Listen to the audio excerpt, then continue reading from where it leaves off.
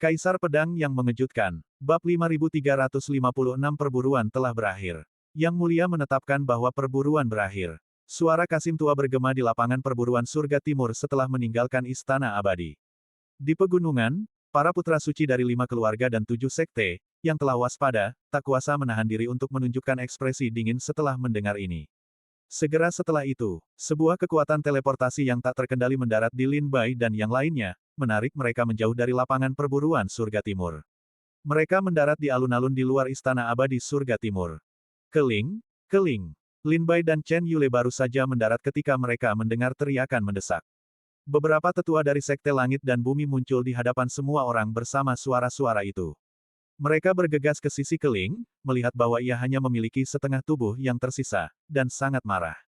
Para tetua, jiwa leluhur iblis bumi telah dihancurkan olehnya. Keling melihat para tetua, dan hatinya akhirnya tenang. Bahkan dengan kemampuan luar biasa Lin Bai, ia tak berdaya melawannya. Mendengar Lin Bai telah menghancurkan sisa-sisa jiwa leluhur iblis bumi, para tetua Sekte Langit dan Bumi melotot marah, tinju mereka mengepal begitu erat hingga retak. Tetua ketiga dan tetua Zheng Yuan, khawatir Sekte Langit dan Bumi akan bertindak gegabah dan membunuh Lin Bai di Istana Abadi Surgawi Timur, bergegas menghampirinya. Lin Bai, kau baik-baik saja? Tanya tetua ketiga dengan cemas. Lin Bai menggelengkan kepala acuh tak acuh dan mendesah pelan, sayang sekali perintah Kaisar Chu untuk menghentikan perburuan terlalu tepat waktu. Jika aku punya sedikit waktu lagi, aku pasti akan membunuh Keling. Tetua ketiga tersenyum, kau telah melakukannya dengan sangat baik, memberikan dorongan yang sangat dibutuhkan Sekte Air Surgawi kita. Setelah kembali ke Sekte, Tetua Zheng Yuan dan aku akan sangat menganjurkanmu untuk menjadi putra suci. Di saat yang sama, kau akan menerima hadiah yang berlimpah. Lin Bai tersenyum tipis, tidak setuju maupun tidak setuju. Setelah para tetua Sekte Langit dan Bumi memberi Keling beberapa pil, mereka melihat sekeliling dan mendapati bahwa, selain Keling, tidak ada satupun murid Sekte Langit dan Bumi yang kembali hidup-hidup. Semua murid Sekte Langit dan Bumi lainnya telah tewas di tangan Lin Bai. Para tetua Sekte Langit dan Bumi semakin murka, bertukar pandang, mata mereka berbinar-binar dengan niat membunuh. Lin Bai, membunuh murid-muridku adalah kejahatan yang tak termaafkan.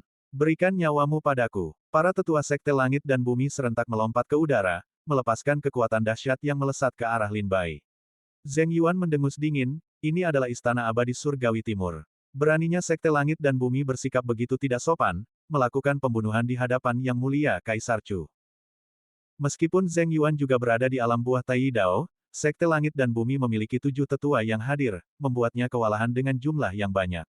Namun, Zheng Yuan tidak mundur. Bahkan menghadapi serangan gencar 7 tetua Sekte Langit dan Bumi, ia tetap teguh di hadapan Lin Bai. Gemuruh. 7 ahli alam buah Tai Dao dari Sekte Langit dan Bumi menyerang secara bersamaan, kekuatan mereka yang luar biasa berubah menjadi badai penghancur yang menyerbu Zheng Yuan, tetua ketiga, Lin Bai, dan sekelompok murid Sekte Air Surgawi. Mereka sudah menduganya, ketujuh orang itu akan menyerang secara bersamaan, menghabisi Lin Bai secepat kilat. Bahkan jika mereka dihukum oleh Kaisar Chu, itu hanyalah teguran. Namun, jika serangan mendadak itu berhasil, mereka dapat melenyapkan Lin Bai, ancaman besar ini. Zheng Yuan segera melepaskan fluktuasi kekuatan alam buah Tai Dao, sementara tetua ketiga melindungi Lin Bai dan murid-murid Sekte Tian Sui di belakangnya. Para tetua gerbang langit dan bumi terlalu lancang. Ini adalah Istana Abadi Surgawi Timur, beraninya kalian melakukan kekerasan dan menyakiti.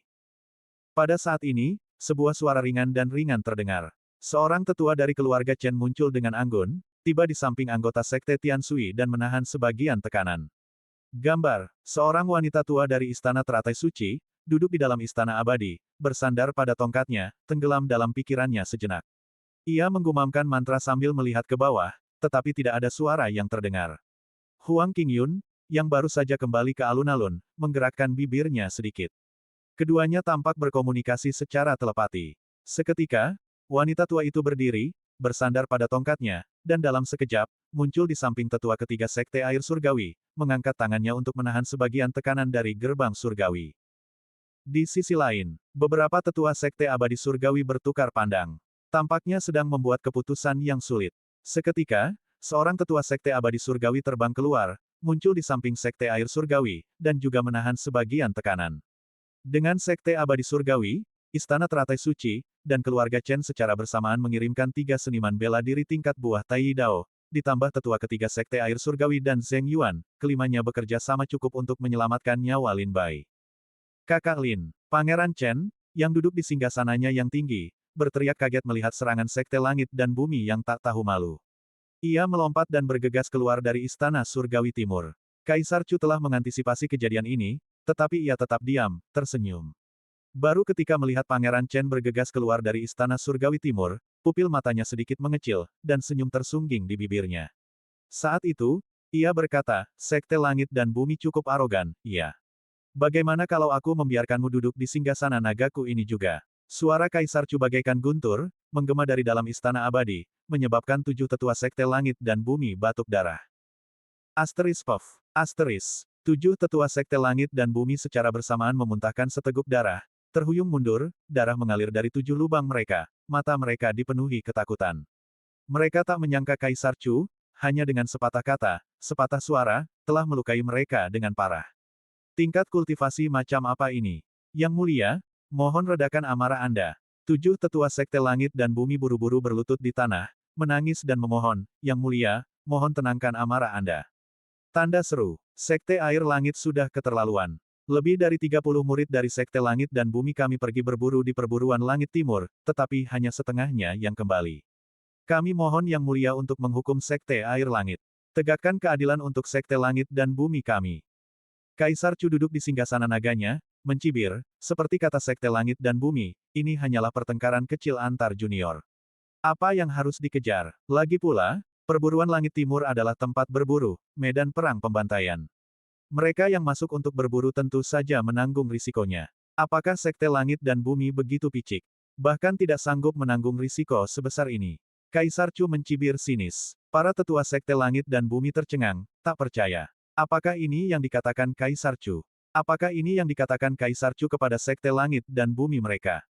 Kaisar Chu lah yang mendukung kebangkitan Sekte Langit dan Bumi saat itu. Kaisar Chu jugalah yang diam-diam memerintahkan Sekte Langit dan Bumi untuk menekan Sekte Air Surgawi. Kaisar Chu selalu berdiri di dekat gerbang surgawi, dan mereka mengira ia akhirnya akan berbicara mewakili mereka kali ini. Namun mereka tidak menyangka, Kaisar Chu tampaknya telah berubah pikiran. Kaisar Chu, sambil memegang cangkir anggurnya, melangkah keluar dari Istana Surgawi Timur, diikuti oleh para pejabat sipil dan militer serta para prajurit dari militer dan pengadilan peninjauan kembali. Sesampainya di puncak tangga, Kaisar Chu menatap pemandangan perburuan Surgawi Timur, menghabiskan cangkirnya, dan tersenyum, biarkan perburuan hari ini berakhir di sini. Bubar, kata Kaisar Chu, melangkah ke kereta naganya. Diiringi musik surgawi dan para dayang, ia perlahan meninggalkan Istana Surgawi Timur. Bab 5357 Badai Datang. Setelah Kaisar Chu menegur Sekte Langit dan Bumi, para tetua sekte menjadi jauh lebih terkendali, tidak lagi berani bertindak gegabah. Setiap kata yang diucapkan Kaisar Chu terngiang di telinga mereka, wajah mereka dipenuhi keterkejutan. Mereka samar-samar merasakan bahwa Kaisar Chu tidak lagi di pihak mereka. Mengenai mengapa Kaisar Chu tiba-tiba berubah pikiran, mereka masih tidak tahu. Tak berdaya, para tetua Sekte Langit dan Bumi hanya bisa mendengus dingin dan meninggalkan Istana Surgawi Abadi Timur bersama Keling, yang kini hanya memiliki separuh tubuhnya. Terima kasih atas bantuan kalian semua. Sekte Air Surgawi akan mengingat kebaikan ini. Tetua ketiga dan Zheng Yuan menghela napas lega setelah melihat para tetua Sekte Langit dan Bumi pergi, dan membungkuk untuk berterima kasih kepada para tetua dari Istana Teratai Suci, keluarga Chen, dan Sekte Surgawi Abadi atas bantuan mereka. Tetua keluarga Chen terkekeh, saudaraku, tidak perlu terima kasih. Aku sudah lama muak dengan sikap arogan gerbang surgawi. Lagi pula, kata wanita tua bertongkat dari Istana Teratai Suci sambil tersenyum. Masalah ini adalah kehendak putra suci keluarga Chenku, jadi tentu saja aku harus membantu. Tetua dari Sekte Surgawi Abadi menimpali, aku juga bertindak atas perintah perawan suci. Tetua dari Sekte Surgawi Abadi menambahkan, aku merasakan hal yang sama, aku tidak berani menentang perintah putra suci. Semua orang ini menjelaskan bahwa kehendak Chen Yule, Huang Qingyun, dan Yi Song lah yang mendorong mereka untuk membantu. Alasan mereka mengatakan ini tidak diragukan lagi adalah untuk memastikan bahwa Sekte Air Surgawi akan mengingat jasa Chen Yule, Huang Qingyun, dan Yi Song. Yang terpenting, untuk membuat Lin Bai mengingat jasa ini. Lagi pula, di dunia seni bela diri Chu saat ini, generasi seniman bela diri yang lebih tua secara bertahap telah memudar dari panggung sejarah. Para seniman bela diri di ranah buah Tai Dao yang aktif di kerajaan Chu, seperti tetua ketiga, Zheng Yuan, para tetua keluarga Chen, para tetua istana teratai suci, dan para tetua es. Ekte abadi surgawi, akan pensiun ke pegunungan dan hutan dalam beberapa dekade, setelah generasi muda seniman bela diri menerobos ke ranah buah Tai Dao, dengan fokus penuh pada terobosan ke ranah buah Daluo Dao. Oleh karena itu, selama 1000 tahun ke depan, panggung kerajaan Chu akan sepenuhnya diserahkan kepada murid-murid muda seperti Huang Qingyun, Chen Yule, Yi Song, dan Lin Bai. Membangun niat baik untuk Huang Qingyun, Chen Yule, Yi Song, dan Lin Bai sekarang niscaya akan lebih bermanfaat bagi perkembangan mereka di masa depan setelah mereka mengemban tanggung jawab sekte. Mendengar hal ini, tetua ketiga dan Zheng Yuan tersenyum dan berterima kasih kepada beberapa putra suci. Lin Bai juga menangkupkan tangannya dan berkata, Saudara Chen, Saudara Yi, Nona Huang, terima kasih.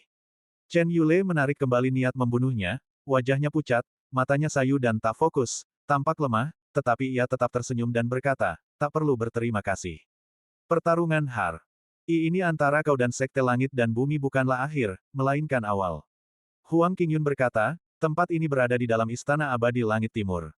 Bahkan jika kita tidak bergerak, Kaisar Chu tidak akan membiarkan Sekte Langit dan Bumi bertindak sewenang-wenang. Yi Song terkekeh, Saudara Lin, kau harus berhati-hati. Aku rasa Sekte Langit dan Bumi tak akan membiarkan ini begitu saja. Lin Bai mengangguk pelan. Selama perburuan di lapangan perburuan Langit Timur ini, Lin Bai hampir menghabisi semua murid elit Sekte Langit dan Bumi yang hadir. Sekte Langit dan Bumi pasti akan membalaskan dendam mereka. Namun bagi Sekte Tianshui, itu tak masalah. Bahkan jika Lin Bai tidak membunuh siapapun dari Sekte Langit dan Bumi hari ini, mereka tak akan membiarkannya pergi. Lagi pula, perseteruan antara Sekte Tianshui dan Sekte Langit dan Bumi hanya akan berakhir ketika salah satu sekte hancur. Pangeran Chen berdiri di samping Lin Bai dan berkata lembut, syukurlah. Kau baik-baik saja. Lin Bai tersenyum dan berkata, Pangeran Chen terlalu impulsif tadi. Jika para tetua gerbang surgawi tidak berhenti, kau mungkin akan terluka oleh kekuatan mereka. Pangeran Chen terkekeh, tidak masalah. Aku tidak bisa hanya melihatmu mati di Istana Abadi Surgawi Timur. Lin Bai tersenyum dan tidak berkata apa-apa lagi. Baru saja, Pangeran Chen bergegas keluar dari Istana Abadi dengan kecepatan tinggi, mengabaikan keselamatannya sendiri untuk datang ke sisi anggota Sekte Air Surgawi. Tindakan ini terasa seperti ia akan menemui ajalnya, sungguh bodoh. Gambar, namun kenyataannya, Pangeran Chen sama sekali tidak bodoh. Meskipun kultivasinya tidak tinggi, jauh di bawah tokoh-tokoh seperti Lin Bai dan Chen Yule yang setingkat putra suci, ia memegang jabatan tinggi dan kekuasaan yang besar. Sebagai seorang pangeran dinasti, statusnya jauh di atas seorang putra suci. Ia mengabaikan segalanya untuk datang ke Sekte Tianshui. Selama ia berdiri di antara banyak murid Sekte Tianshui, tak satu pun dari mereka akan mati. Tindakan itu sangat sederhana. Pangeran Chen memberitahu para tetua gerbang langit dan bumi bahwa jika mereka ingin membunuh murid-murid Sekte Tianshui, mereka harus membunuhnya terlebih dahulu. Tempat ini berada di dalam Istana Abadi Langit Timur, dikelilingi oleh tokoh-tokoh kuat dari dinasti Kerajaan Chu. Bagaimana mungkin mereka hanya berdiam diri dan menyaksikan seorang pangeran mati secara tragis? Oleh karena itu, tindakan Pangeran Chen sebenarnya adalah untuk menyelamatkan orang-orang dari Sekte Tianshui. Lin Bai dapat melihat melalui tindakan Pangeran Chen, begitu pula tetua ketiga dan Zheng Yuan, serta para seniman bela diri lainnya dari 5 keluarga dan 7 sekte. Ayo kita kembali dan beristirahat dulu. Tetua ketiga dan tetua Zheng Yuan datang dan memimpin orang-orang dari Sekte Tianshui menjauh dari alam rahasia Taman Perburuan Surga Timur.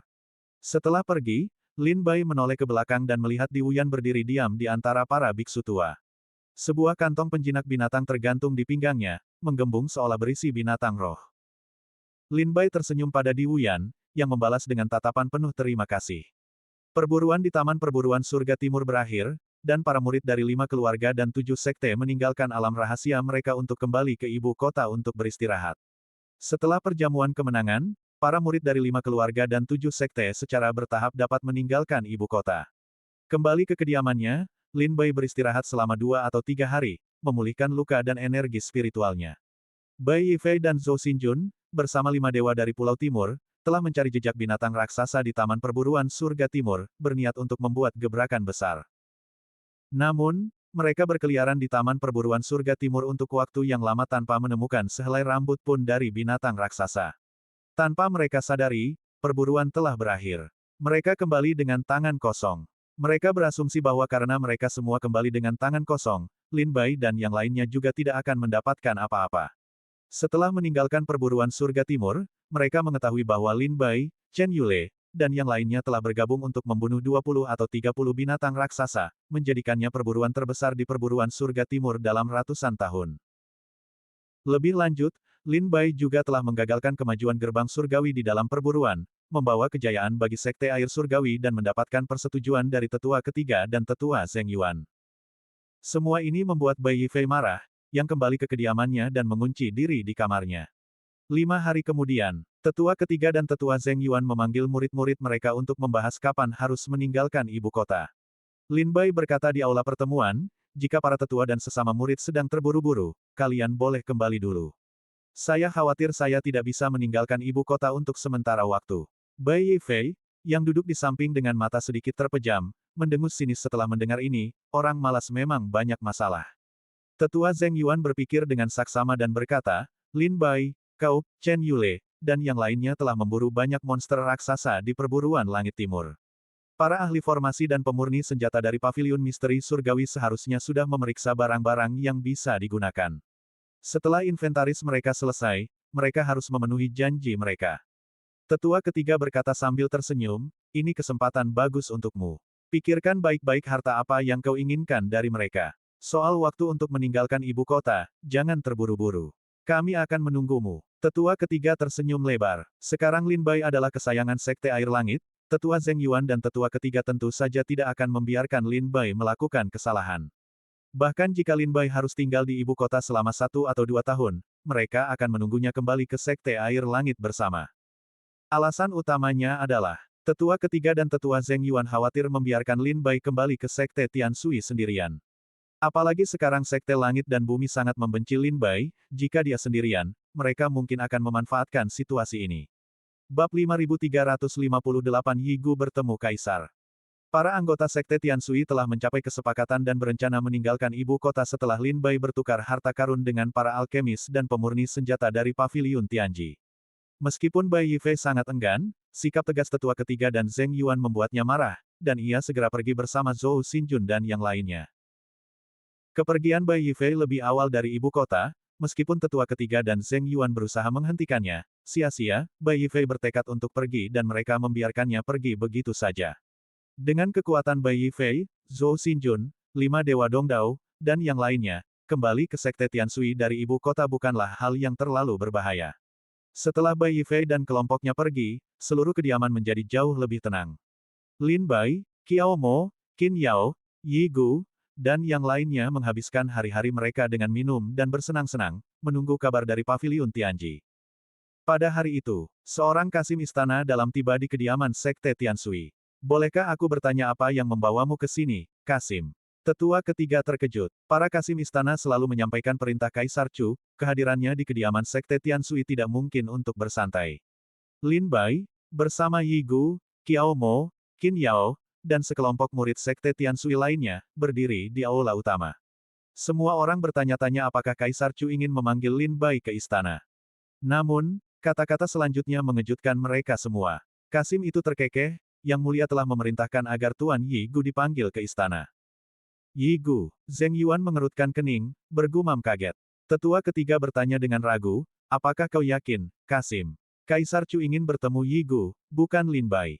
Kasim muda itu tersenyum, kata-kata Yang Mulia adalah hukum, aku mendengarnya dengan jelas.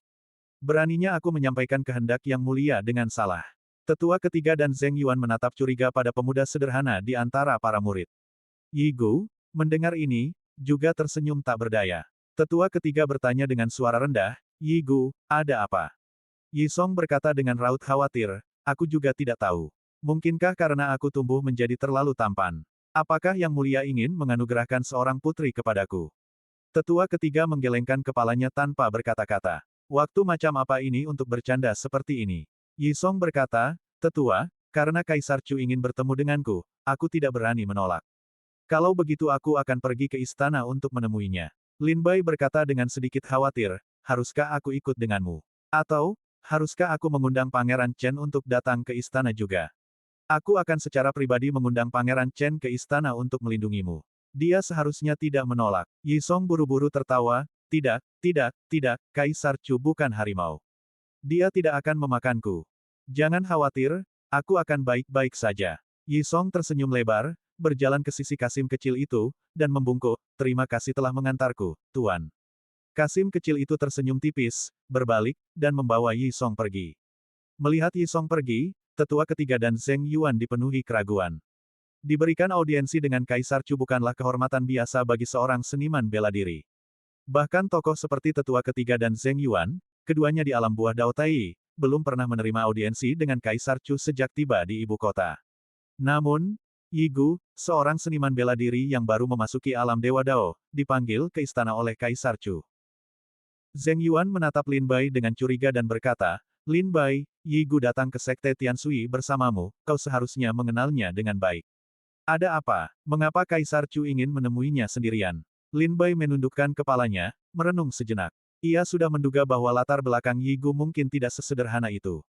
Namun, karena Yi Gu sendiri enggan mengungkapkannya, ia pun tak banyak bicara.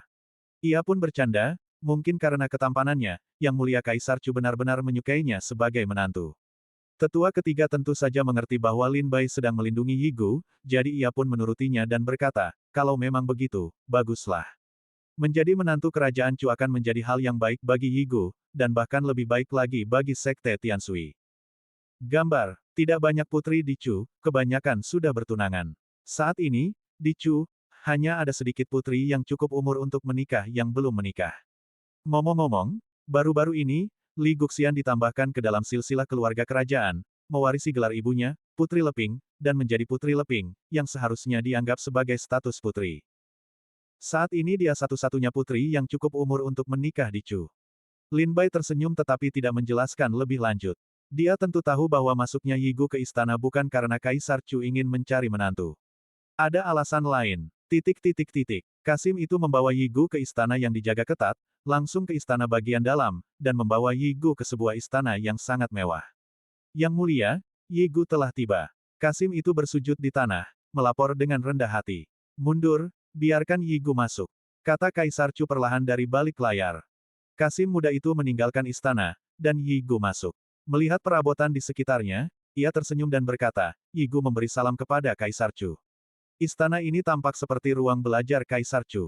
Sebuah sekat memisahkan ruangan. Kaisar Chu berdiri di balik sekat itu, memegang sebuah buku dan mengamatinya dengan saksama. Ia berkata dengan santai, aku masih ingat terakhir kali aku melihatmu, kau masih dipeluk ibumu. Aku tak pernah membayangkan 100 tahun akan berlalu, dan anak kecil yang dipelukku dan bahkan kencing di sekujur tubuhku kini berlarian. Yi Gu mengerutkan kening, ia sama sekali tidak ingat hal seperti itu. Yang Mulia, apakah ini salahku? Anda sendiri yang mengatakan bahwa aku masih anak-anak saat itu. Bagaimana aku bisa mengendalikan tubuh bagian bawahku? Aku bisa kencing kapanpun aku mau, kata Yi Gu sambil tersenyum kecut.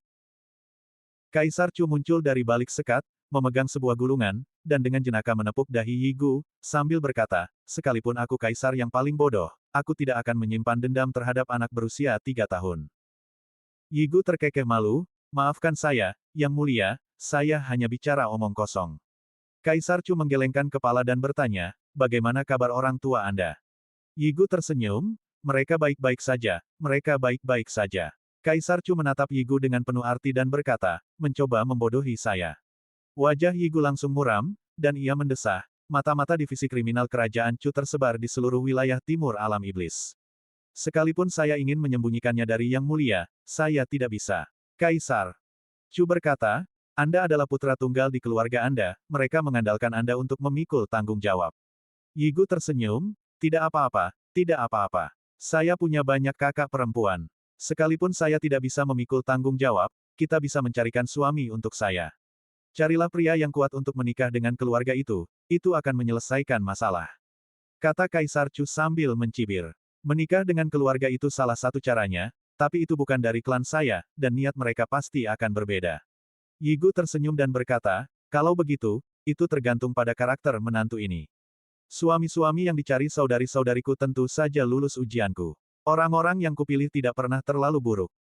Kaisar Chu terdiam sejenak, lalu berkata dengan penuh arti, jadi, kau sudah memilih suami yang cocok untuk saudari-saudarimu. Yi Gu tersenyum canggung dan tidak berkata apa-apa lagi. Kaisar Chu berpikir sejenak dan berkata, Lin Bai, jangan pikirkan itu. Dia harus tetap di Chu. Yang Mulia, kau tidak bisa bermain seperti ini, kan? Yigu mengerutkan kening, tampak khawatir. Sekalipun Lin Bai tetap di Chu, dia tetaplah murid sekte Tianshui, bukan bagian dari dinasti Chu. Kaisar Chu terkekeh, itu belum tentu benar. Bab 5359, Jalan Menuju Kaisar. Darah dan tulang. Yigu mengobrol santai dengan Kaisar Chu, tanpa menunjukkan kekhawatiran seperti yang ditunjukkan orang lain saat bertemu dengannya. Hubungan mereka lebih seperti paman dan keponakan. Yang Mulia Pangeran Chen dan Lin Bai terlalu dekat. Meskipun Yang Mulia tidak pernah secara eksplisit menyatakan niatnya untuk merekrut Lin Bai, seluruh ibu kota dan dunia seni bela diri Chu sudah menganggap Lin Bai sebagai orang kepercayaan Yang Mulia. Jika Yang Mulia Pangeran Chen gagal, Lin Bai juga akan sangat menderita. Lebih baik dia meninggalkan Chu bersamaku, kata Yigu sambil mengerucutkan bibir. Kaisar Chu, dengan tangan di belakang punggung, pergi ke jendela dan menatap langit di atas istana. Bagaimana kau bisa tahu kau akan kalah bahkan sebelum bertarung? Yigu berkata kepada Kaisar Chu dengan cemas, Yang Mulia, ada sesuatu yang tidak ku mengerti. Kaisar Chu tersenyum, katakan padaku. Yigu berkata, aku bisa memberitahumu, tapi itu mungkin pelanggaran berat. Bahkan jika itu pelanggaran berat, apa kau pikir aku bisa membunuhmu? Tanya Kaisar Chu tanpa berkata-kata. Hehe, kalau begitu aku akan bicara.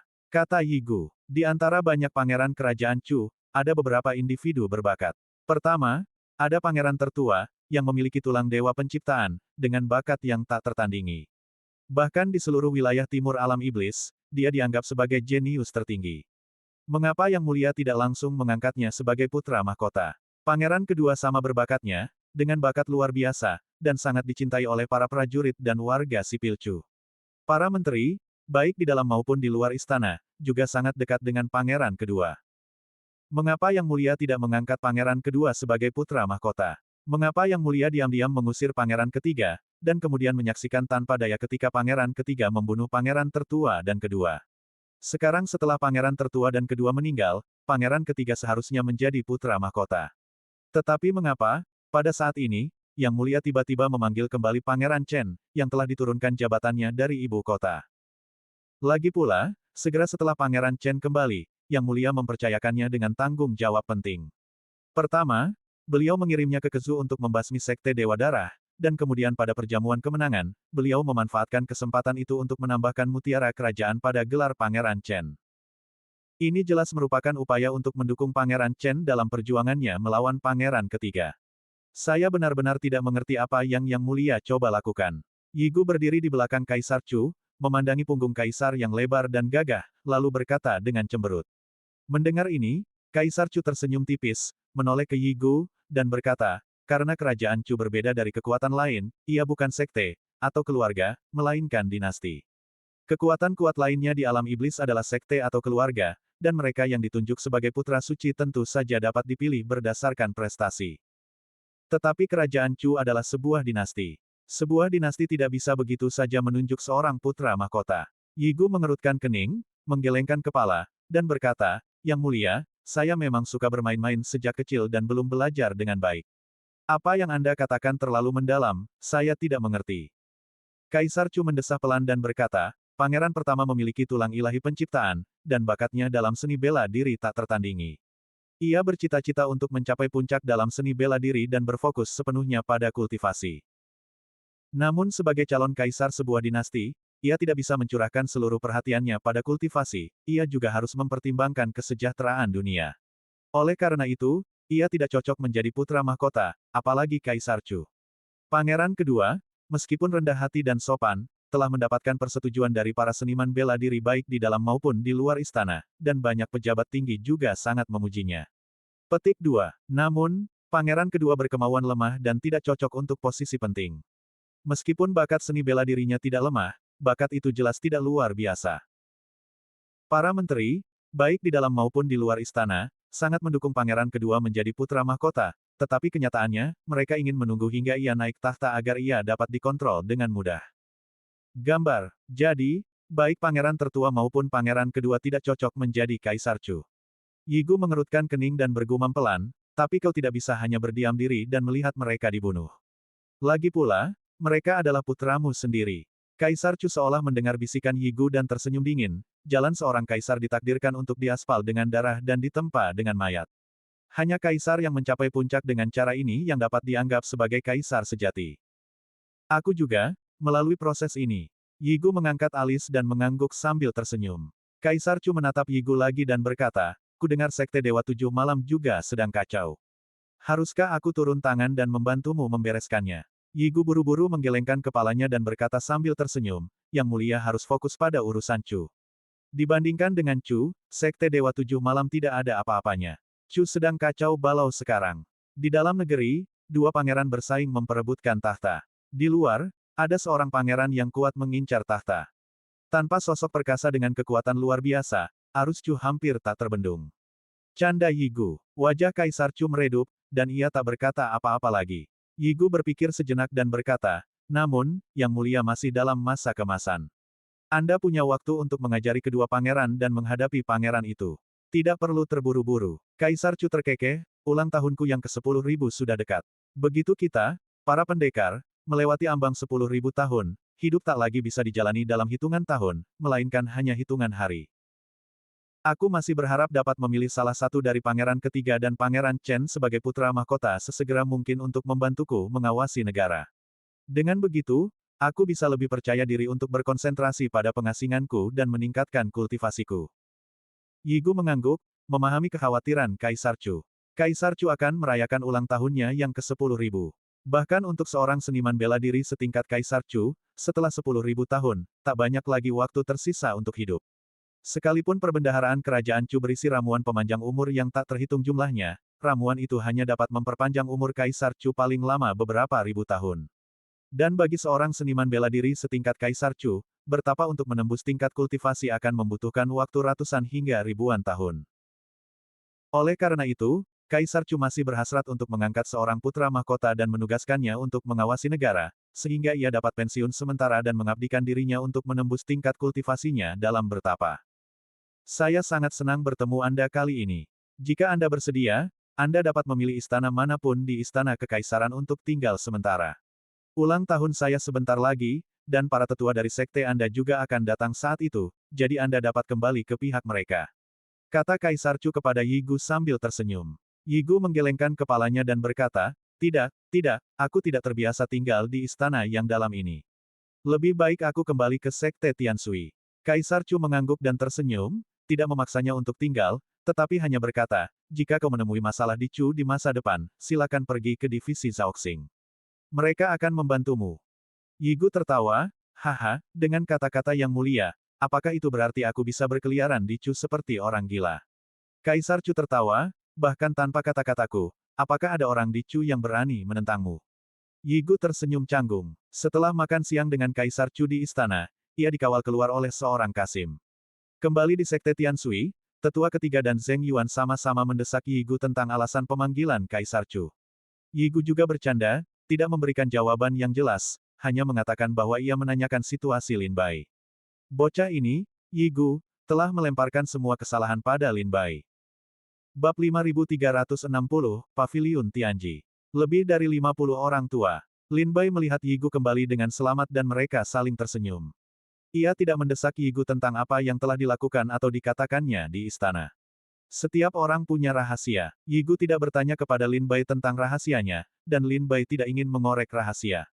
Mereka menjaga jarak. 3 hari kemudian, seorang pelayan dari keluarga Qian tiba di istana sekte Tianshui dengan kereta dan membawa Lin Bai pergi. Setelah menaiki kereta, mereka melewati kota ibu kota yang ramai dan akhirnya tiba di sebuah bangunan berwarna merah terang. "Tuan Lin Bai, kita sudah sampai," kata pelayan dari keluarga Qian dengan rendah hati kepada kereta. Lin Bai melangkah keluar dari kereta dan melihat ke atas. Sebuah plakat horizontal tergantung di bangunan berwarna merah terang itu, bertuliskan 3 karakter, Paviliun Misteri Surgawi. "Tuan Lin Bai, tuan muda saya sudah lama menunggu di dalam. Silakan masuk. Ini adalah Paviliun Misteri Surgawi. Kami para pelayan tidak memenuhi syarat untuk masuk." Jelas pelayan itu sambil tersenyum. Lin Bai mengangguk, berterima kasih, dan melangkah masuk ke Paviliun Misteri Surgawi. Pintu paviliun terbuka, tetapi saat Lin Bai melihat ke dalam, ia mendapati ruangan itu diselimuti kabut, bahkan berdiri di pintu masuk, ia tak dapat melihat perabotannya. Lin Bai melangkah melewati ambang pintu. Saat kakinya menyentuh tanah, pemandangan di sekitarnya tiba-tiba berubah. Lin Bai tidak memasuki paviliun, ia malah mendapati dirinya berada di dunia kelabu yang samar. Siapa di sana? Apa yang membawamu ke sini? Sebuah suara bertanya dari dalam dunia kelabu ini. Lin Bai menjawab dengan jujur, Lin Bai, murid dari 3 keajaiban Sekte Air Surgawi, telah datang ke paviliun misteri surgawi atas undangan Qian Hen, putra suci keluarga Qian. Begitu ia selesai berbicara, dunia kelabu itu bergeser lagi. Lin Bai merasa pusing, dan ketika penglihatannya jernih, ia mendapati dirinya berdiri di sebuah koridor.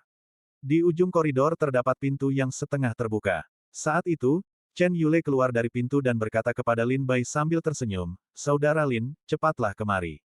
Lin Bai berjalan mendekat sambil tersenyum dan berkata, "Paviliun misteri surgawi ini cukup menarik." Chen Yule berkata, "Paviliun misteri surgawi awalnya adalah tempat dinasti kerajaan Chu mendidik orang-orang berbakat, di antaranya para alkemis dan pemurni senjata adalah yang paling menonjol. Sebagai markas para alkemis dan pemurni senjata ini, dan karena para alkemis dan pemurni senjata ini semuanya adalah orang-orang yang peduli dengan reputasi mereka, mereka tentu tidak bisa membiarkan paviliun misteri surgawi terlalu biasa saja.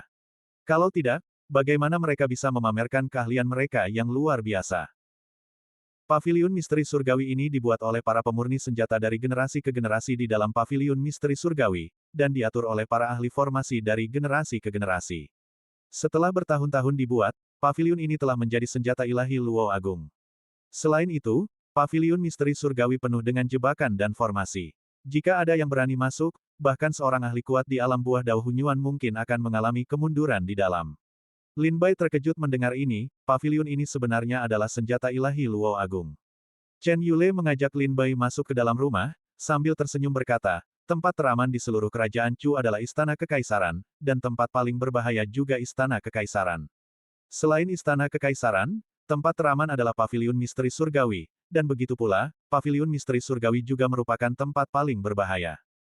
Aku belajar sesuatu yang baru, Lin Bai tersenyum. Memasuki rumah, pemandangannya terbuka secara dramatis. Rumah itu bukan sekadar ruangan kecil seperti yang dibayangkan Lin Bai, melainkan sebuah istana besar, cukup besar untuk menampung ribuan orang. Saat itu, Qian Hen, Yi Song, Huang Qingyun, Sui Modan, dan yang lainnya ada di dalam. Di samping mereka, sekelompok pria tua berambut putih yang terhormat duduk di sampingnya. Lin Bai menghitung jumlahnya secara kasar, totalnya ada lebih dari 50 pria tua. Melihat kedatangan Lin Bai, semua orang mengalihkan pandangan mereka kepadanya. Terutama sekelompok pria tua itu, yang berbisik satu sama lain sambil menatap Lin Bai. Itu Lin Bai. Benar-benar pahlawan muda. Gambar, Sekte Tianshui memang sudah merosot, tapi mereka masih berhasil mendapatkan anak ajaib seperti itu. Sepertinya Sekte Tianshui memang ditakdirkan untuk bertahan hidup. Di bawah tatapan semua orang, Qian Hen memberi isyarat agar Lin Bai duduk. Setelah duduk, Lin Bai masih tidak mengerti apa yang sedang terjadi. Qian Hen menjelaskan, "Saudara Lin, binatang buas raksasa yang kita buru di perburuan surga timur tahun ini semuanya telah dibagi-bagi oleh para senior ini. Tapi meskipun mereka mendapatkan binatang buas itu, kita belum mendapatkan keuntungan apapun. Jadi hari ini aku memanggil semua orang ke sini untuk berdiskusi dan melihat apa kebutuhan mereka." Lin Bai akhirnya mengerti dan mengangguk. Seorang pria tua yang duduk di hadapannya meneguk anggurnya sekaligus dan dengan tidak sabar berteriak, "Hei, apa kalian berenam bocah nakal di sini? Sudah memutuskan harta apa yang kalian inginkan? Kalau sudah, katakan saja. Jangan bimbang dan buang-buang waktu seperti sekelompok wanita." Lin Bai tercengang. Sepertinya para pria tua dari paviliun misteri surgawi ini semuanya tangguh. Mereka punya temperamen yang sangat buruk. Menilik seluruh ibu kota dan wilayah Chu, hanya sedikit orang yang berani berbicara seperti itu kepada Chen Yule, Qian Hen, dan para putra suci lainnya. Chen Yule tidak marah. Ia berbisik kepada Lin Bai, para senior paviliun misteri surgawi semuanya memiliki temperamen yang sangat eksentrik.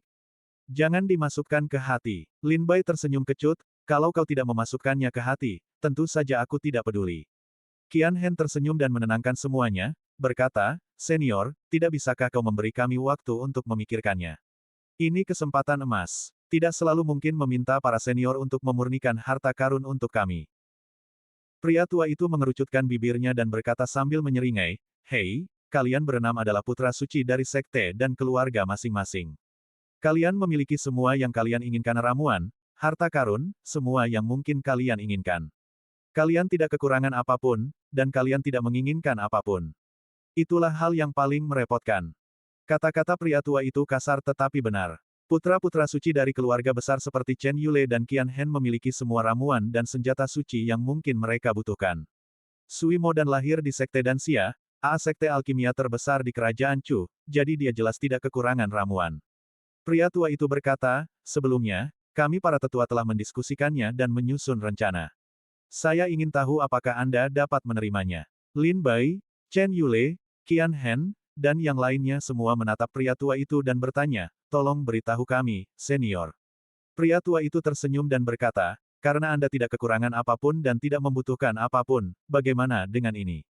Tetapi karena kami, tulang-tulang tua, telah mengambil manfaat Anda, kami tidak dapat hidup tanpa memberikan sesuatu sebagai balasannya. Bagaimana dengan ini, kami, lebih dari 50 orang, duduk di sini hari ini. Kalian berenam masing-masing dapat mengajukan 3 permintaan. Selama kami dapat melakukannya, kami tidak akan menolak. Masing-masing dari kalian berenam akan memiliki 3 kesempatan. Dan setiap kali kalian mengajukan permintaan, kalian tidak dapat mengubahnya. Jika kami dapat melakukannya, kami akan setuju, jika tidak dapat, kami akan menolak saat itu juga. Kalau kita menolak, sama saja dengan kehilangan kesempatan. Bagaimana? Tanya lelaki tua itu sambil tersenyum. Yi Song mengerutkan kening dan bertanya, bagaimana kalau kau sengaja menolak, senior? Misalnya, kalau kita mengajukan permintaan sepele, kau bisa menemukan ratusan alasan untuk menolak. Kata-kata Yi Song langsung membangkitkan amarah orang banyak. Di dalam istana, lebih dari 50 lelaki tua menunjuk Yi Song dan mulai melontarkan hinaan. Bah, apa kau menganggapku anak 3 tahun sepertimu? Kau tidak menepati janjimu. Dasar bocah dari Sekte Surgawi Abadi, kau anggap aku apa? Aku selalu menepati janjiku. Meremehkan orang seperti anjing, ya. Menghadapi teriakan dan umpatan marah dari lebih dari 50 lelaki tua, Yi Song mundur ketakutan, buru-buru membungkuk dan meminta maaf, yang akhirnya menenangkan sekelompok lelaki tua itu.